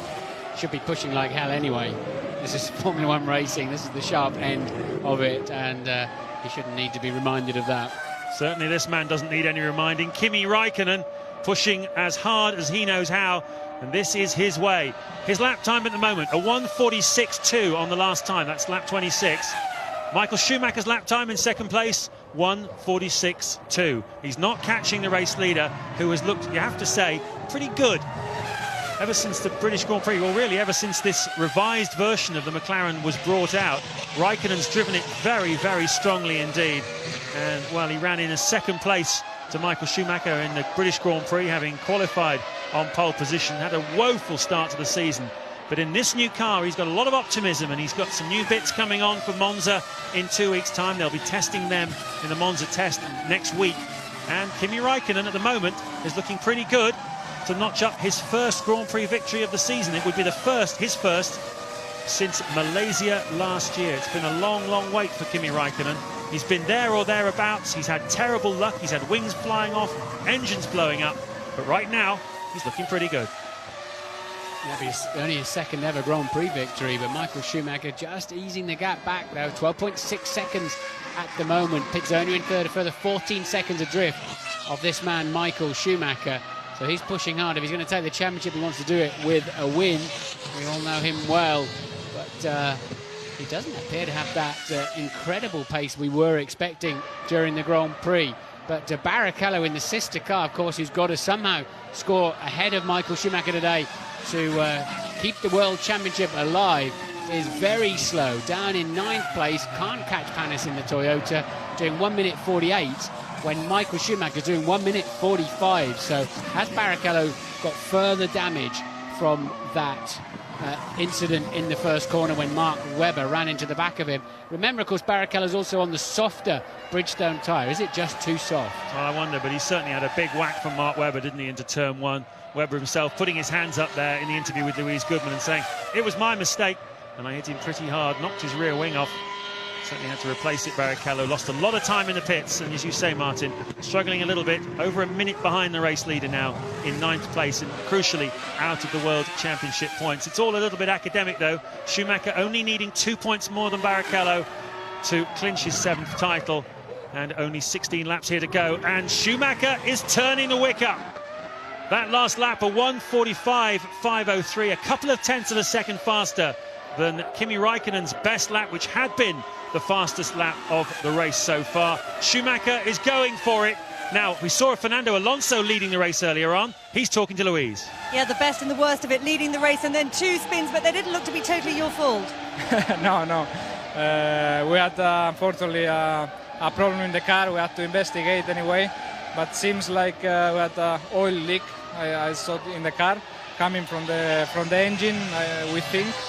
And I was going to the rear tire, so probably it was the starting of blow up, probably.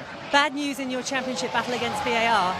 Yes, but this, you never know what can happen in the race. Maybe in the next race they have a problem, next one we have. It's always like this. We have to work in the drivability, we have to work in the performance, and I think we can do it. Thanks, Fernando. He's remarkably calm about that, isn't he? He was driving beautifully, had the car well set up. Nothing he could do about those spins. Pizzonia then still comfortably staying ahead of his teammate for 3rd and 4th. Michael Schumacher keeps setting fastest laps in the mid-45, 1:45s. Raikkonen's trying to respond. The gap 12.1 seconds. David Coulthard, 3rd fastest man on the track. Remember, he lost about a minute and a half with a puncture. And he was now down in 13th place, but quickly catching Jarno Trulli in the 2nd Renault. Kimi Raikkonen comes into the pits then. You're not seeing that. You're seeing the Williams is out on track, but he's just gone past our commentary position. The race leader in the pits then. Ted. And this is very good thinking, quick thinking from McLaren. They've seen the same thing that we've seen, that Michael is turning up the wick. And this is another long stop. They're going to think this should get Kimi to the end of the race, guys. What's the time on that? It should get him to the end of the race. And he's got a great chance of winning this one. Certainly has. He's driving beautifully. He had a 12-second advantage over Michael Schumacher before that stopped. Michael Schumacher has taken the lead. Pitsonia is in second place as Montoya dives into the pits. Yes, I don't think Pitsonia will be in second, James, because Raikkonen beat him out of the... He was still ahead of him on the road. I can see Pitsonia just creeping round La Source as Raikkonen joined the racetrack. So I think that was extremely good news for Kimi Raikkonen. He's not going to get mixed up with the Williams, one of which pitted anyway. I would imagine Montoya thinking he's just got to have a different strategy to clear his teammate, as he can't drive up and pass him. And what's this? Jenson Button. Jenson Button's got together with a Minardi, and I was just about to say they were going to halve the points advantage Renault has over them. Here at Spa-Francorchamps, Button on target for some points, but look at that. The tyres let go, and the poor old Minardi, absolute passenger in that one. Absolutely shocking luck for him. And Jenson Button, the right rear Michelin, letting go pretty much at the maximum speed point. Yeah, he'd already got a puncture. They're trying. Again, it's these shards of carbon fibre from the first lap incident, and there's loads more on the track now. Surely they'll have to bring the safety car out to clear that one out at 205 miles an hour going in there. They're having to sweep the way through. But what they're talking about is making the teams cover the carbon fibre in a Kevlar or another material that just contains the pieces. And Button then, the rear tyre, he obviously didn't know he'd got a puncture. What happens is the speed, the centrifugal force keeps the tyre inflated, and then bang, it lets go because it gets too hot. Michael then choosing this moment. Safety car has been deployed. They've chosen this moment to pit. Ted. Oh, but this is a disaster for Kimi Raikkonen. Michael comes out. Is that a long stop towards the end of the race? We think it is. So there you go. They're both fueled to the end of the race. Juan Pablo Montoya is also coming in now. But guys, that surely eradicates Raikkonen's advantage. Absolutely, Ted. It's the worst thing could possibly have happened. It wasn't Montoya. It was Pitsonia making the stop there, because Montoya already been in twice. We saw him just before that incident of Jenson Button. So Pitsonia also getting a good break in his battle with Juan Montoya.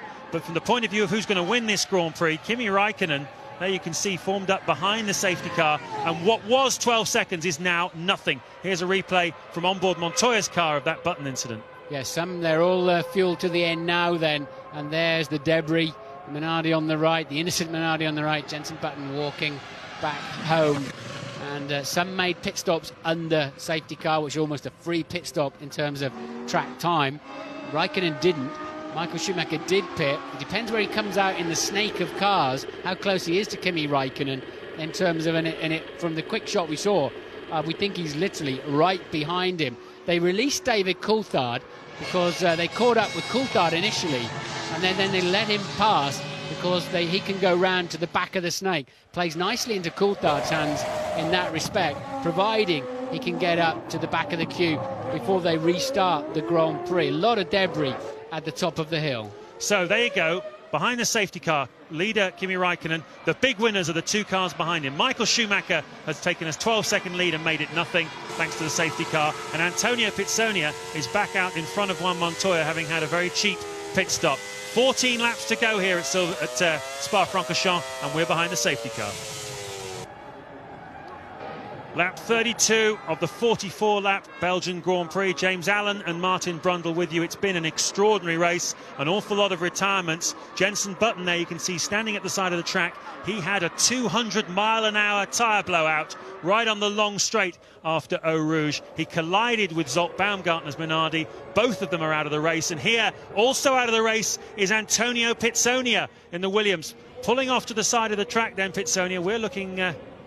You can see him on the left-hand side. He's waving at Montoya to go through. Clearly, he knows he's got some problem.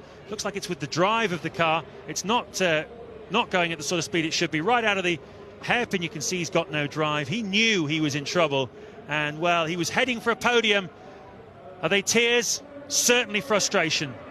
These are the moments a sportsman dreads. But he drove so well until that point. Ted. down at Williams. We think it's a gearbox problem. Apparently, they tell me that Pitsonia radioed back. He said, I've lost all the gears, I've lost drive. So a gearbox problem. They've had a couple of gearbox gremlins earlier on in the season, have Williams, but nothing for quite a while. What a shame. Gearbox problem putting end to Antonio Pitsonia. Yeah, good drive from him then. Now this is all about the safety car's not coming in yet, according to the computer. Now he goes round again. So Michael Schumacher will be feeling under a lot of pressure here. Remember, his car doesn't appear to have good grip after a safety car pair. We saw that earlier in the race. Barrichello now up into 5th place there. It's all played into his hands after the early disaster of turn 1 of the first lap. Michael knows he's got to stay so close to Kimi Raikkonen because Montoya is ace at these restarts, done a lot of it in America, and Michael knows he's either going to be giving out pressure to Raikkonen or receiving a lot of it from Montoya. You can see he's working very hard here to keep heating the tyres. We saw early in the Grand Prix, we had a safety car right at the very start, and after that Michael Schumacher dropped several places. He was passed by Coulthard, he was passed by Juan Montoya spectacularly into the bus stop chicane because his tyres not up to temperature. And, well, Montoya will be looking to capitalise on that again. They will want this safety car to go as slow as possible. Raikkonen will make sure they go as slow as possible. Louise Goodman, though, is with the boss of the BAR team. We've seen Jenson Button crashing out. Perhaps Dave Richards can shed some light. Yeah, I am with Dave Richards. It's been a bad weekend for the team. Really been a very lucky escape there for Jenson. Yes, obviously it's the high-speed part of the circuit. And he got away with it relatively lightly, I'd say. Now, the Michelin technicians have been to see you. Have they been able to shed any light on what had occurred? Well, clearly not. We need to look at and quite frankly, with the amount of debris around there now, it'll be hard to tell. But it's obviously a high-speed part of the circuit, a bit of debris pickup, who knows? Bad luck, David. Thank you. Yes, I think Jenson was very lucky that the Minardi was parked alongside him. Unlucky for the Minardi, but he was just keeping out of the way and letting Jenson go through. But I think otherwise Jenson would have speared off heavily to the right at a bad angle. So as strange as that may seem. And there's also some concern on that curb on the inside there of the bus stop. It's quite a sharp angle, but it was Jenson's right rear that was damaged or blew up, not his left rear, which is the one that would be damaged on that curb. So you've got to assume it would be debris. Raikkonen then leads from Michael Schumacher, Montoya, Barrichello showing 4th now. Zonta from last on the grid, 5th, Massa 6th, Fisichella 7th, Panis 8th, Klein 9th, and Jarno Trulli 10th. Coulthard has joined the back of the pack.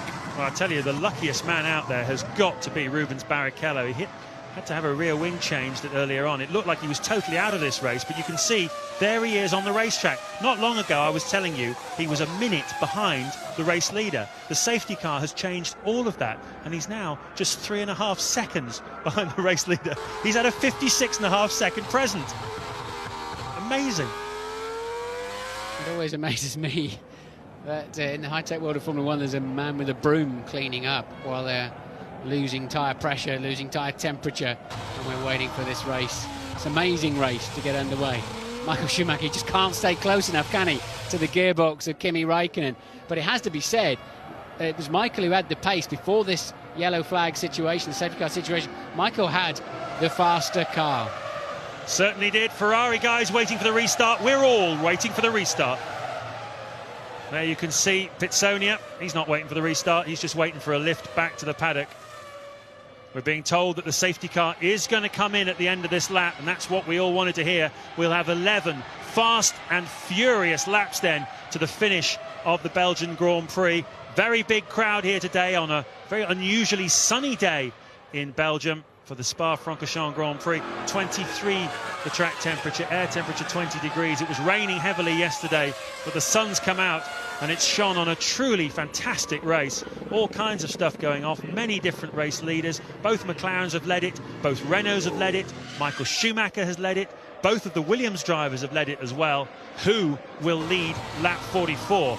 That is the question. I thought I heard a sick car in there, but it's the V8 safety car. You can hear burbling away through there every so often, occasionally a bit of a helicopter, but Michael needs to be careful not to run into the back of Kimi Raikkonen. Raikkonen quite capable of playing some games.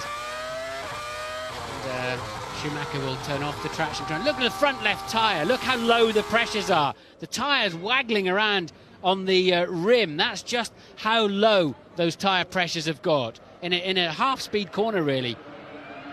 That was absolutely extraordinary. We'll talk about that in a moment. But Jenson Button, who had that 200-mile-an-hour tail blowout, is now talking to Louise. Jenson, very nasty incident. I don't suppose Jock Baumgartner will see it this way, but it was kind of lucky for you in a way that he was there. Otherwise, you would have been in the barrier, wouldn't you?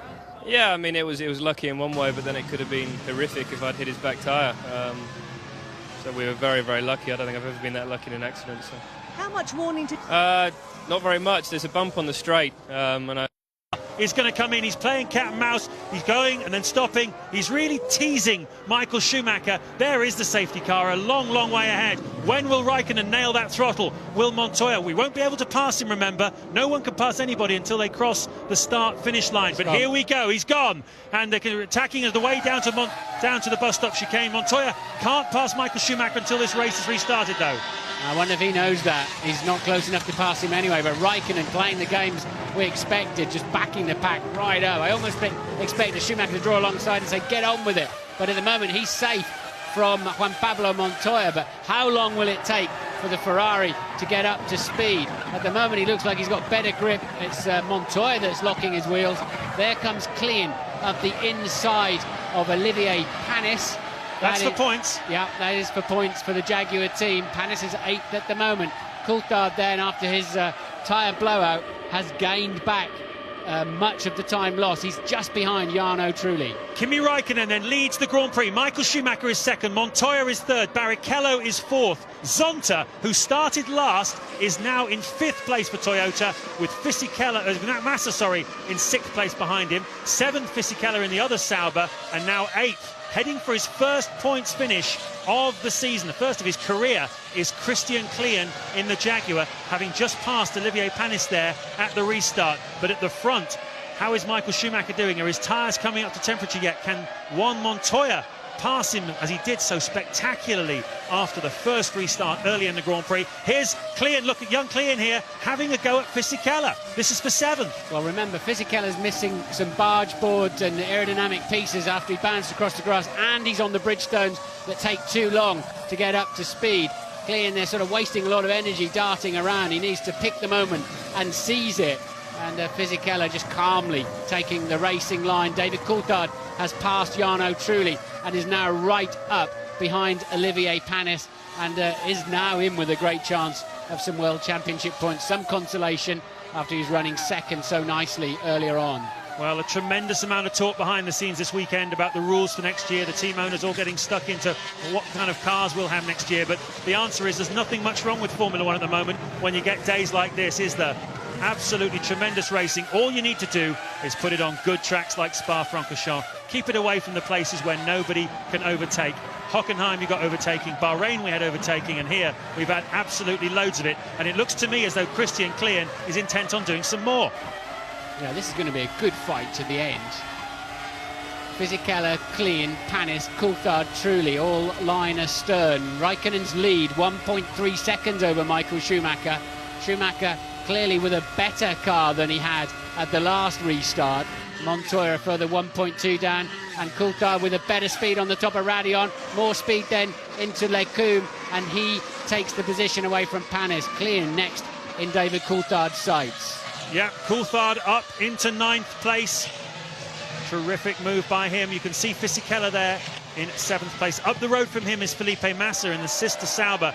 But, well, Massa had a few problems himself on the opening lap, some damage, contact with other cars. Fisichella has had a new front wing, so nobody really of these guys has escaped any kind of injury, except Christian Klein. He's got a healthy car under him, and he looks like he's pretty intent on doing some work here. Raikkonen leading by 1.3 at the front from Michael Schumacher. Further 1.2 behind them is Juan Montoya. Rubens Barrichello 4th. A second and a half behind Montoya. Zonta still there in 5th. And as we said, Massa in 6th at the moment with just 9 to go here at Spa. Just 7 laps to go in the Belgian Grand Prix, and Kimi Raikkonen is leading Michael Schumacher by 1.5 seconds. Raikkonen bidding for his first Grand Prix victory of the 2004 season. Only Jarno Trulli has got up on the top step, apart from Michael Schumacher this year. Can a McLaren driver do it? Raikkonen's been threatening to all summer, and here at Spa-Francorchamps, he's really kept his head. He's driven absolutely wonderfully, and look at this. Juan Montoya was in third place, and that's yet another puncture. We've seen collisions, a lot of collisions this afternoon, and a lot of punctures, but you have to say, particularly the Michelin runners, David Coulthard had one, Jenson Button a spectacular one, now Montoya. Yeah, Michael Schumacher's going to take a good half second out of Raikkonen's lead, 4/10 in fact. But remember, just before the last pit stops, it was Michael Schumacher who had the faster car. And now he can continue to put Raikkonen under pressure. Ted. Montoya in, Sam Michaels taking a good look at the rear wing to see if that's damaged. It looks okay, but very... Oh, has he switched off the engine? He has. He has switched off the engine. So retirement then. Oh, what luck. Retirement for Juan Pablo Montoya. But just before we go back to you, Pascal Vasselon from Michelin came up to Ron Dennis at McLaren to assure him that these weren't pure tyre failures, that they must have been the result of some debris. Whoa, absolutely huge impact there. Who is that? It's the leader, is it? Or is it Coulthard? It's Coulthard. David Coulthard, 8th place. Well, he was hit really hard years ago by Michael Schumacher, and look what's happened to him. Piece of bodywork there over his, it looks like his own front wing is over his own rear wing. Absolutely enormous frontal impact. And David Coulthard, who was in a points position, look at this, whack into the back of Klein. Yeah, he went to pull around the outside of Klein. Klein went to take the normal racing line. DC just a touch too close on the top of Radion. And that could have been a seriously nasty accident. Will put him out of, he was in a points-paying position in P8 and was just about to nail Klein for 7th. So Coulthard then, another difficult afternoon. What's the lead? The lead's still 1.1 seconds. We have now just 9 runners, and the safety car's been deployed. It has. Well, once again, I think, and it's pretty right, you'd have to say, there is clearly more carbon fibre debris on the racetrack. That has been, as much as anything else here this afternoon, the story of this Grand Prix. We've had collisions. They've led to little bits of carbon bodywork and parts of suspensions being left on the racetrack. It's cut tyres, and we've had high-speed blowouts because there are so many high-speed parts of this Spa-Francorchamps circuit. The latest victim is David Coulthard, but Jenson Button has also fallen victim to it. So has Fernando Alonso. And, well, it's very much, as I say, one of the stories of this Grand Prix. So another restart, another safety car procedure first, then another restart. Just 5 laps to go here. And we've seen how the Michelin tyres tend to prefer the restarts compared to the Bridgestones. Is this going to play into Kimi Raikkonen's hands? Is this going to give him that little advantage he needs? As you can see again, that horrifying shunt for David Coulthard. Yeah, he managed to keep it out of the barrier, so his suspension should be intact. I don't know, a lot of, I mean, he's lost his camera, I noticed, and other things like that, so a lot of debris streaming back over the car. And I don't think Klein made a big move. He obviously surprised David Coulthard. Coulthard very, very close and beginning to move around the outside, just as Klein decided to head towards that side of the track. One of those things, I think, but surely Coulthard out of the race, and another chance then for Michael Schumacher to close up on Kimi Raikkonen. There you can see David Coulthard under the watchful eye of Ron Dennis. One of his cars is leading this Grand Prix. His other one was in 8th place. Antonio Pizzonia, well, he had a very strong afternoon for BMW Williams. Looked like he was on for a podium, Louise, but it wasn't to be. Yeah, that's right. Poor Antonio. As James has just said, a very strong race. Looked like you were going onto the podium. All came to nothing. Well, I came to Spa with a target to be on the podium, my first podium in F1, and I think I proved today that that was possible, you know. Unfortunately, I lost all the gears on the car. I don't know exactly what happened yet, if it was a gearbox problem or drive shaft or something. It's a bad day for the team because I just heard Juan Pablo had a problem as well, and we'll see. Day to forget for sure. But like you say, you came here with a point to prove. Do you feel you've proved something? I don't know. I think it's up to you guys to judge that. I know I can do a good job, and I think I'm doing a good job for the team. Bad luck. Thank you. I think without doubt he proved that he can run at the sharp end of a Grand Prix and was handling it nicely. when we saw the forward shot, the head-on shot there, Klein did move across the track a bit more than it first appeared. Whatever, he is entitled to do that. It's the racing line, but he quite clearly surprised David Coulthard with that. Coulthard did graze the barrier, as we also saw from that face-on shot. Can he get back to the back of the pack? And I'd just be slightly nervous of what else is damaged on that McLaren, but more debris on the racetrack then. But we know that Raikkonen can control the pace and should have a quicker car, certainly over the first 2 laps of the restart. Only 10 runners then. The last man to retire was Juan Montoya, and Louise has got him as well. Juan Pablo, I was expecting you to be storming out of the garage. You're looking fairly sort of calm. Oh, what can you do? It's racing. It's not the first time that happened, and, what can you do? It seemed you had a puncture, but then you've retired the car. Was there some other issue as well? No, when the tire broke, I don't think it was a puncture. I think something major happened on the rear tire. It just broke all the rear suspension, broke everything. Safer to stop. Thanks, Juan Pablo. Thank you, Louise. Working hard down there. Let's just recap on what happened this afternoon. Then the first lap crashes triggered by Mark Webber took out Sato, Webber, Bruni, Pantano. Also put Rubens Barrichello out of contention, it seemed. Had to change his rear wing, but he's managed to fight back. The second safety car really helped him and brought him back into contention. He's on, would you believe, for 3rd place here this afternoon. But if it stays like this, Michael Schumacher will be world champion for the 7th time, because he'll have the 2 points more that he needs over Rubens Barrichello. He is 2nd, Barrichello is in 3rd place. Kimi Raikkonen, just one of a number of race leaders we've had here this afternoon. In the early stages, it was all about the 2 Renaults, Jarno Trulli and Fernando Alonso. Tremendous pass by Juan Montoya on Michael Schumacher at the first restart. Safety car coming in this lap then.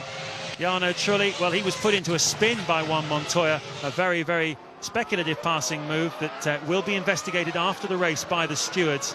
That put Trulli right down the field. He's now in 9th place. Tremendous battle then between Montoya and teammate Antonio Pizzonia, who then had to retire. We've just heard from him.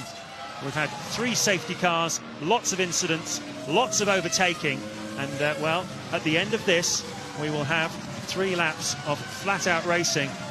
And if history and precedent shows anything, it's at this circuit this afternoon, it's that the Michelin tyres on the McLaren of Kimi Raikkonen will enjoy this restart more than the Bridgestones on Michael Schumacher's car. But Michael Schumacher is something special. Can he this time make a difference? He really wants to seal this championship with a win. Yes, how much of a risk will Michael Schumacher take? 7th World Championship there. Does he really need to have a go at Kimi Raikkonen? I think he probably will if he gets a half a chance. Certainly hope so. Yeah, so do I. But Raikkonen then, he can control the game here yet again. He's getting quite good at this afternoon. And but McLaren will be frustrated that it was the incident with Klein and Coulthard that created this safety car. But or will they? Because Michael Schumacher was just getting into his rhythm again.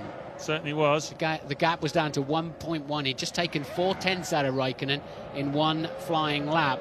So, and Raikkonen's gone. Certainly has. Kimi Raikkonen rather telegraphed that one, but Schumacher was right with him, nailed his throttle almost the same place. And you can see the margin, not a huge one for Kimi Raikkonen on this restart. Rubens Barrichello is in 3rd place behind that Jordan of Nick Heidfeld that's managed to resume and get himself in the middle of all that.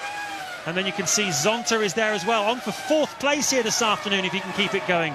Ricardo Zonta replaced Cristiano Di Matta, who was dropped by the Toyota team. And what an amazing turnaround for him in his 2nd Grand Prix for the team, up in 4th place. Behind him is Massa, then it's Fisichella. You can see side by side there with Christian Klein on the way down the hill. That's the battle for 6th and 7th places. Coulthard could still get a point amazingly. He's right on the back of that pack again. There is Klein, Panis, Trulli, Coulthard, and the Toyota's blown. There'll be cars going through that in the background. The Toyota then of Zonta out of 4th place, then Zonta out of the window. Coulthard got past Trulli in the middle of all of that too. Disaster for young Ricardo Zonta. 2 Brazilians who have been so unlucky this afternoon. Yeah, both of them trying to get themselves a drive next year, Pizzonia and Zonta. We're riding on board with Michael Schumacher, and that grey and black speck in the distance is Kimi Raikkonen. Look how hard he's pushing. Look how hungry he is to win his 1st Grand Prix of the season. Oh, fantastic drive today here by Kimi Raikkonen, really underlining his class And it was very telling on Friday when Ross Brawn had a press conference. He was talking about what happens in the years after Schumacher, and he said, well, I think Rubens Barrichello would be a worthy successor. And everyone said yes. And he said, but then again, he said, we have got an eye on Fernando Alonso and Kimi Raikkonen. And certainly here this afternoon, Kimi Raikkonen has really underlined his credentials. Ron Dennis will have him nailed as hard down to his contract at McLaren for as long as possible. Certainly judging by this performance, he really, really wanted to beat Schumacher this year in this all-conquering year for Michael Schumacher, and he's just 2 laps away from achieving it. What about Barrichello as Raikkonen sets a new lap record, a 1:45.1. He's got some grip, hasn't he? Fuel getting nicely down now as they home in on the end of the Grand Prix. Barrichello up in 3rd place. He was last at one point. He had a new rear wing early on in the race, which is normally a park it and go home. Incredible afternoon of racing, but Raikkonen is absolutely flying. And Coulthard passes Panis. That's for 7th place. He's now got 2 points in the bag, and he'll be having a look at the back of Klein for the 2nd time this afternoon quite soon, and he'll be somewhat more cautious this time. Certainly will, having hit him last time and knocked his nose off. A spectacular crash for David Coulthard. His eyes are going to be the size of saucers at the end of this Grand Prix. He's got a Jordan to navigate first, the lapped car of Nick Heidfeld, 4 laps down on the race leaders. Let's hope he gets out of David's way as quick as possible. There you go, well done, Nick. And Coulthard is after Klein again. I tell you, super brave stuff from Coulthard, because having sort of scraped along the barrier at 180 miles an hour, the nose came off above his head, wiped the camera out just above his head, and he's gone back out and nailed it. Quite impressed with that. Raikkonen, though, even more impressive with a 1:45.1. Lead was 2.3 seconds. Barrichello falling away 5 seconds behind in 3rd. So Massa and Fisichella in the 2 Saubers then, 4th and 5th. Well, Kimi Raikkonen absolutely flying. His last lap, a 1:45.1. And that's as fast as anything we've seen here this afternoon. Mesman from Finland, Kimi Raikkonen, just 24 years of age. Look at that. Extraordinary pace. The kind of driving we're used to seeing from Michael Schumacher. And now he's going to cross the line to start his final lap of the Belgian Grand Prix. Schumacher is over 2 seconds behind him, and his World Championship is his, provided he can just complete the last lap. He's now 3.5 seconds behind. Surely he's settled for 2nd on the road. It'll hurt him to finish 2nd on the road. He doesn't like it at all, but he will have his 7th world title with Rubens Barrichello 3rd behind him. Nothing he can do to prolong this championship battle.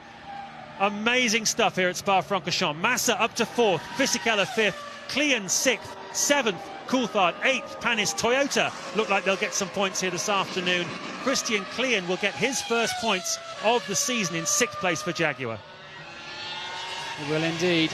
Panis and Trulli look like they're going to miss out on the points. There are just 10 runners at the moment, with Heidfeld bringing up the rear in the Jordan. The sort of day where Jardy might hope they could score some, steal some points, but doesn't look like it's going to happen. Minardi's so unlucky, being Bruni getting caught up in somebody else's accident on the first lap, and then Baumgartner just taken out of the race as Jenson Button had a puncture. So they've been plain unlucky. But at the moment then, it's Panis bringing up the rear in 8th place for the final point. Raikkonen, Michael Schumacher, Barrichello, Massa, Fisichella 5th, Klein 6th, Coulthard up to 7th. As I said, Panis 8th.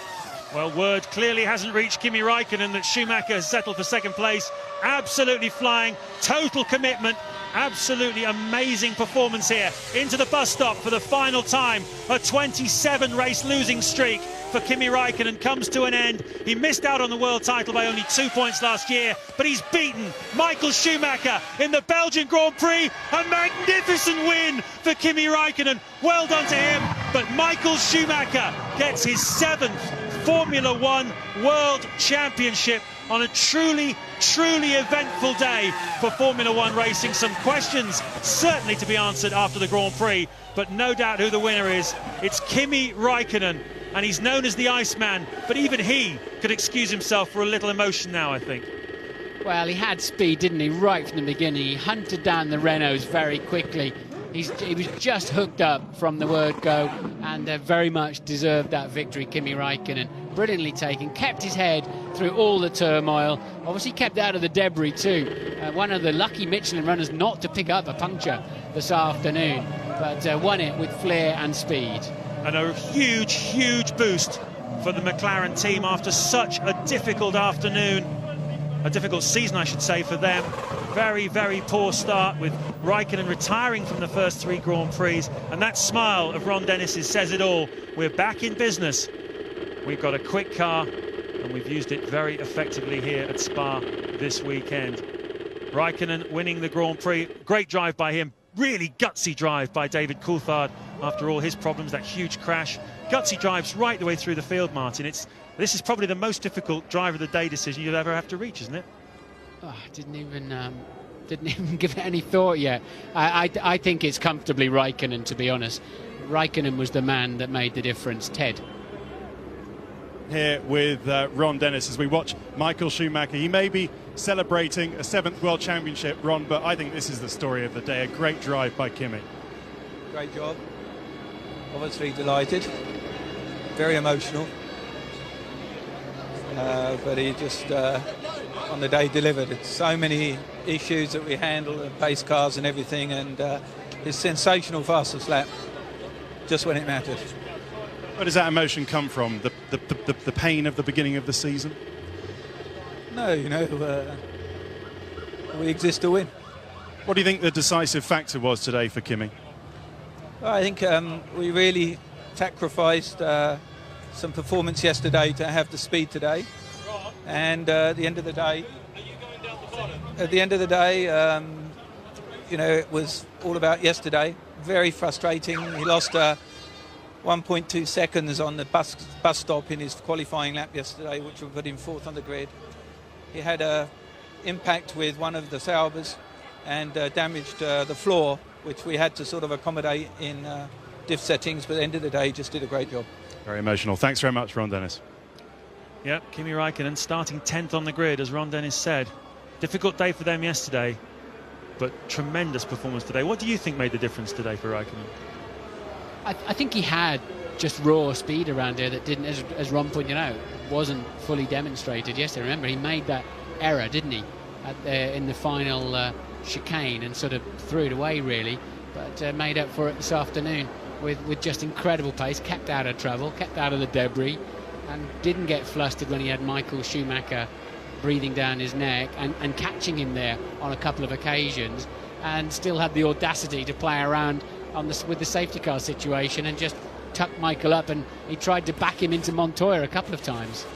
Well, the day, of course, belonging to Michael Schumacher with his 7th World Championship, but certainly a lot of people are going to be talking about the performance of this young man, and well, he sort of spoiled Michael's party in a little way, hasn't he? We'll be talking about Schumacher, no doubt, plenty in the rest of the programme, but just assess for us the quality of Kimi Raikkonen. Is he the best after Schumacher? Is he as good as Schumacher? Where is he? I think the consensus in the paddock is Raikkonen is the most polished all-round performer alongside or just behind Michael Schumacher, and I think we're all looking forward to Kimi Raikkonen, Fernando Alonso, Mark Webber, Jenson Button into the future. That's going to be something quite spectacular. So we've got some brilliant talent coming along. At the moment, Raikkonen is the shining light there. So Ferrari congratulating themselves. In Hungary a fortnight ago, it was the Constructors' Championship clinched, 6th in a row. Here it's the 5th Drivers' Championship in a row for Michael Schumacher, his 7th overall. 1994, he won it against Damon Hill at the last Grand Prix. 95, again Damon Hill, won it before the end of the season. The year 2000, tremendous race with Mika Häkkinen, the final Grand Prix of the season he won it. 2001 against Coulthard, long before the end. Again, same story in 2002 against Barrichello. Last year it went right to the wire between him and Kimi Raikkonen, and he won it, scraped home by 2 points. But this year he has utterly dominated the championship, won it well before the end of the season. And here at Spa, which has never seen a champion crown before, it's about to salute the first ever 7 times Formula One world champion, the man on your left, but the man in the middle, standing higher, is Kimi Raikkonen.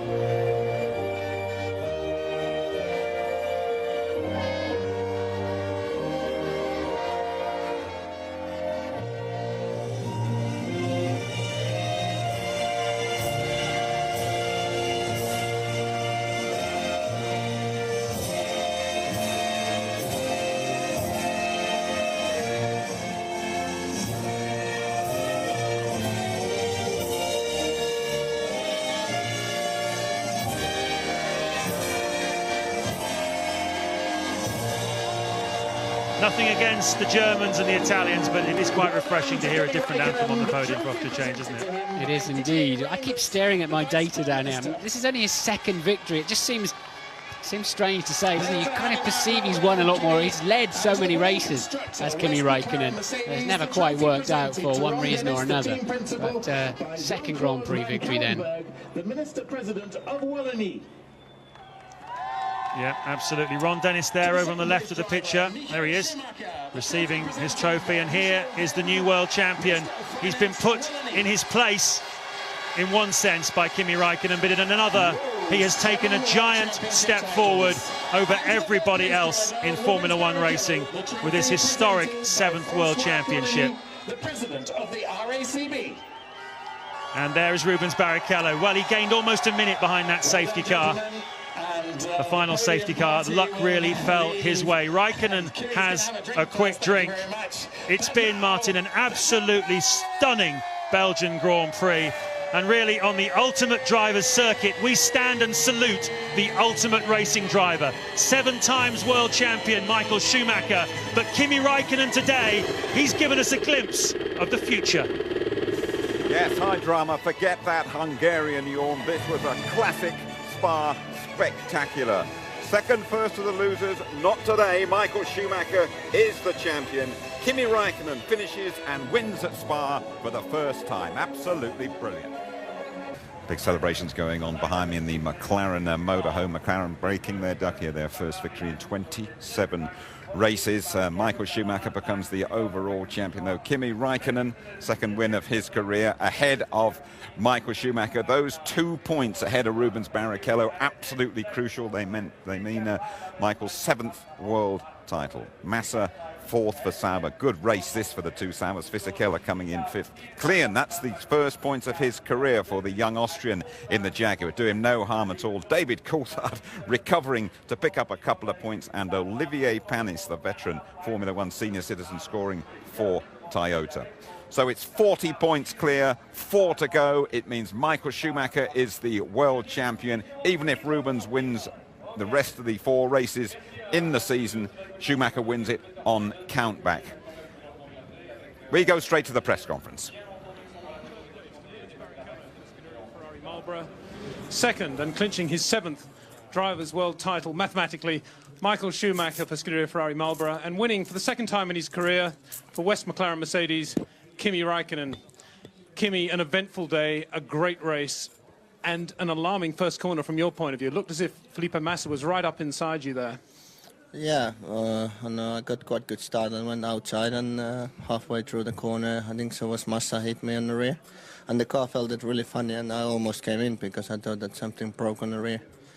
But I kept going, and there was only a little damage on the floor, and then got past Michael after the restart. But after that, when I got past Michael, I got some sort of problem with the downshift. So every time when I tried to downshift, the car was just pushing forward and the gears were not going on. So the whole race I was struggling. I was quite slow on that point, but then sometimes it started to work, and I was turning the switches all the time and tried to get the car back on the finish line. And it wasn't easy to try because that, but at least it was quick enough to win.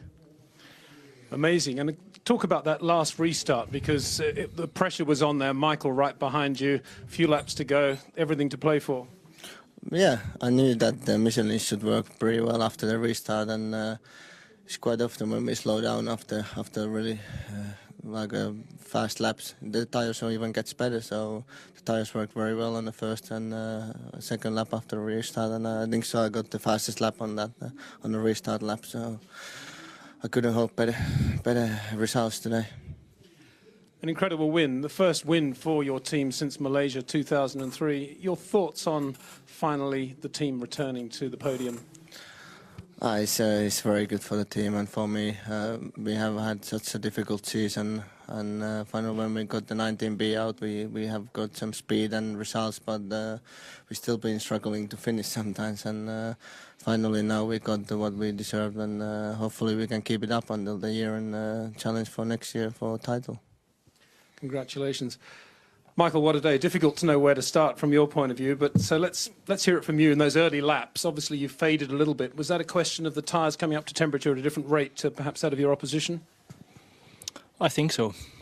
I mean, it was an eventful day, honestly, and with all the safety cars and the conditions we had at that moment, it was a tough one. And considering where I had dropped back to and where I finished now, I think I should only be happy. Anyway, we clinched the championship. We had a tough fight. Kimi drove a superb race. I think all three of us, we can be very happy to be here at the moment. If you imagine what happened to Rubens, and still he managed to come back to third position.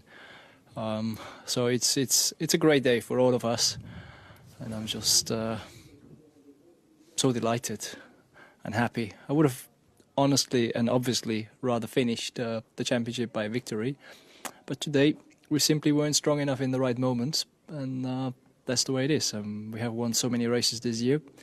It was clear at some stage somebody else would win, and today it happened. The better one won, and we're quite happy anyway with what we achieved. And it's amazing how Spa keeps coming back into your career as a place for momentous occasions. Yeah, that's true. I mean, if you think what I have achieved here, how things have started here, and finally I can say I won a very important and a very prestigious number 7 championship here in Spa. It's a 700 Grand Prix for Ferrari. It's my 7th win for the championship. So it's just the 700 the other way around, and it's the right numbers for us. Congratulations. Rubens, for you, what a day as well. Contact, I also think, with Felipe Massa right at the start there at La Source. Well, to be honest, I have to go and see on what happened on the video. I had a good start, and I think I had covered Fisichella quite well. Then as I turned into the corner, there was a contact.